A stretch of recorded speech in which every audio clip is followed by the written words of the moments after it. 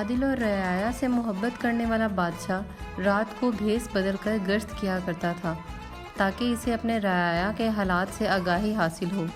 ایک رات وہ گشت پر تھا کہ اس نے چند درویشوں کو دیکھا جو سردی سے کانپ رہے تھے اور ایک جگہ بیٹھے باتوں میں مصروف تھے۔ بادشاہ چھپ کر قریب ہی بیٹھ گیا اور ان کی باتیں سننے لگا۔ ایک درویش دوسرے سے کہہ رہا تھا، اگر یوم حشر اللہ نے ان بادشاہوں کو بھی بخش دیا تو میں اپنی قبر سے باہر آنے سے انکار کر دوں گا۔ یہ کیسا انصاف ہے کہ یہ بادشاہ اس دنیا میں بھی عیش و عشرت کی زندگی بسر کرتے ہیں اور اگلے جہان میں بھی جنت کے حقدار ٹھہریں گے۔ میں آپ لوگوں کو سچ بتا رہا ہوں کہ اگر ہمارا بادشاہ جنت کی دیوار تک بھی آیا تو میں اسے جوتے مار مار کر اس کا برا حال کر دوں گا۔ بادشاہ نے اپنے بارے میں اس درویش کی گفتگو سنی تو وہاں سے چھپ کر نکل آیا۔ صبح جب دربار لگا، شاہی کرندوں کو بھیج کر ان درویشوں کو دربار میں طلب کر لیا گیا۔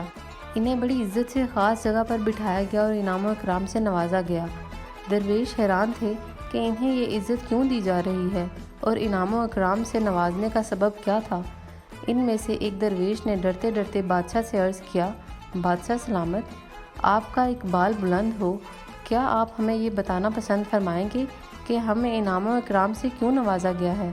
بادشاہ نے درویش کی بات سنی تو مسکرایا اور پھر بولا، اے درویش، میں وہ طاقتور اور ظالم بادشاہ نہیں ہوں جو کمزوروں اور غریبوں کو حقیر سمجھے اور ان پر ظلم کرے۔ تم لوگ اپنے ذہن سے یہ خیال نکال دو کہ قیامت کے روز تم لوگ میری مخالفت کرو گے۔ میں اسی دنیا میں تم جیسے انسانوں سے صلح کرنا چاہتا ہوں۔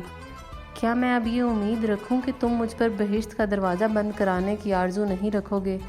تو دوستو، ہمیں اس کہانی سے سبق یہ ملتا ہے، انسان جو کچھ کماتا ہے اس میں دوسروں کا حصہ ہوتا ہے جسے ان تک پہنچانا ان کا فرض بنتا ہے۔